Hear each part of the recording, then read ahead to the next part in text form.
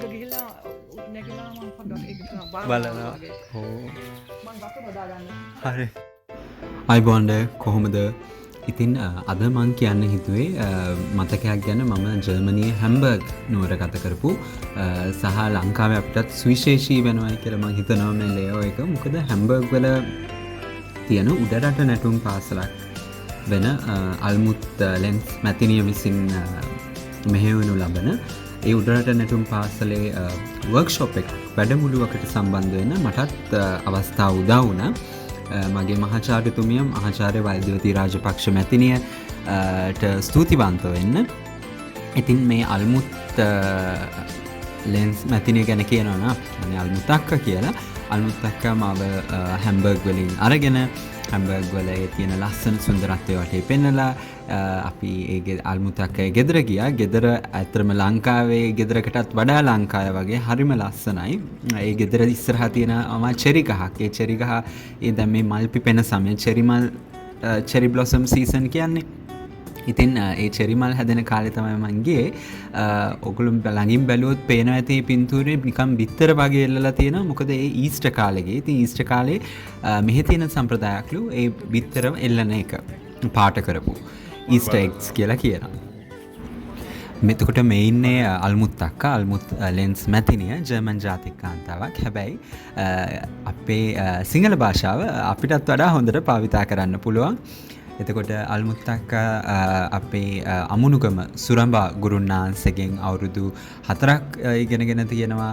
ඊට පස්සේ කැලණිය විශ්වවිද්‍යාලයේ 1982-83 අවුරුද්දේ තමයි නැටුම් පිළිබඳව නැටුම් සහ ශ්‍රී ලංකා බෙර වාදනය පිළිබඳ උපාධියක් හදාරලා තියෙනවා. ඒ එක උපාධියක් නෙමෙයි උපාධි කිහිපයක්ම මෙතුමියට තියෙනවා. ඊට අමතරව ඇය සංගීතඥයා ප්‍රසිද්ධ පියානෝ වාදන ශිල්පිනියක් ජර්මනියේ ඉන්න. එතකොට සහ කතිකාචාර්යවරියක්. ඉතින් අල්මුත්තක්කා හුඟක් උඩරට නැටුම ජර්මනියේ ව්‍යාප්ත කිරීම සම්බන්ධව කටයුතු කරලා තියෙනවා. ඒ වගේම සිංහල භාෂාවේ අකුරු හරිම ලස්සනයි අල්මුත්තක්ක ලියන. ඉතින් එතකොට තියෙන මේ හැම්බර්ග් නගරයේ පොඩි දර්ශන පොඩි ක්ලිපිංස් මං ගත්ත යන අතරේ ඉතින් මං හිතුවා ආස වෙයි කියලා දකින්න. හරිම හරිත නගරයක්, හරිම ලස්සනයි, ගස් කොළන් තියෙනවා.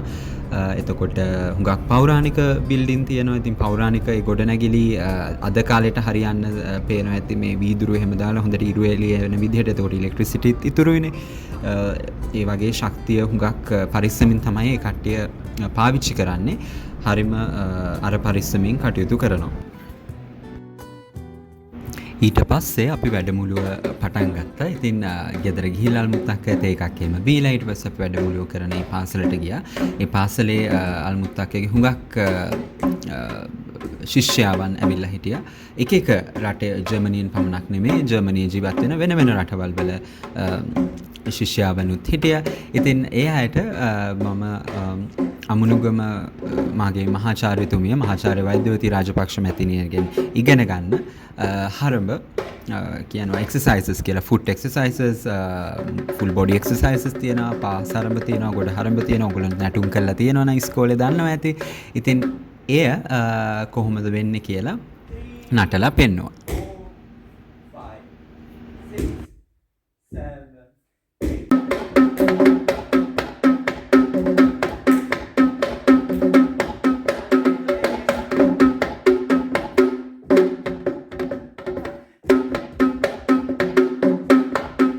ඊට පස්සේ හවස් කාලය වෙන්නුනේ පැමිණ සිටින පිරිසට ශ්‍රී ලංකා වෙස් ඇඳුම හඳුන්වලා දෙන්න. ඉතින් වෙස් ඇඳුමේ තියෙන කොටස්, ඒ කොටස් වලින් නියෝජනය වෙන එක දෙවිවරු, එක වෙස් ඇඳුමත් සමග තියෙන දේව සංකල්පය, එතකොට ඒ හා සම්බන්ධ වන එක කංකාරි කියලා තියෙනවා, ශාන්ති කර්ම කියලා තියෙනවා. ඒ පිළිබඳව පවත්වපු දේශනයක් තමයි ඊට පස්සේ තිබ්බේ.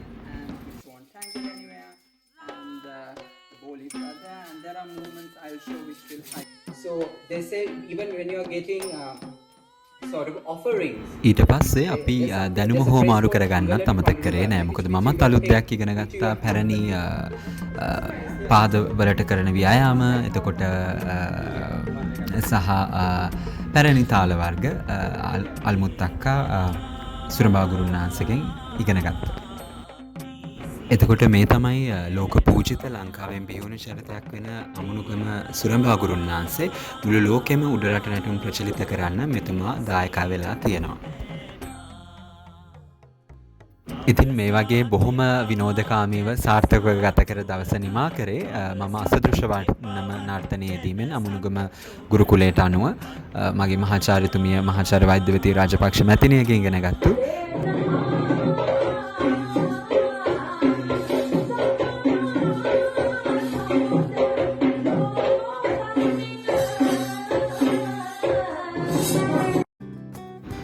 ඉතින් නටලි වරුණාට පස්සේ අපි පින්තූර ගන්නත් අමතක කරේ නැහැ. ඉතින් බොහොමත් ස්තුතියි අදත් එකතු වුණාට. අල්මුත් අක්කා ගැන වැඩිපුර විස්තර දැනගන්න කැමති නම් ඒ අල්මුත් අක්කාගේ වෙබ්සයිට් එක මම මේ වීඩියෝ එකේ කමෙන්ට් සෙක්ෂන් එක ඩිස්ක්‍රිප්ෂන් සෙක්ෂන් එක සඳහන් කරන්නම්. හැමදාම කියන්නත් වගේ පරිස්සමට ඉන්න. බොහොම ස්තුතියි.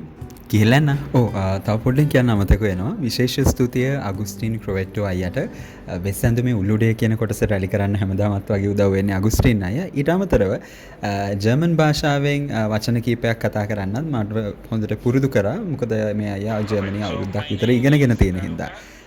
සහ ඕඩියන්ස් එක එදාත් හිටියේ ජර්මනි වලින් හින්දා බහුතරය.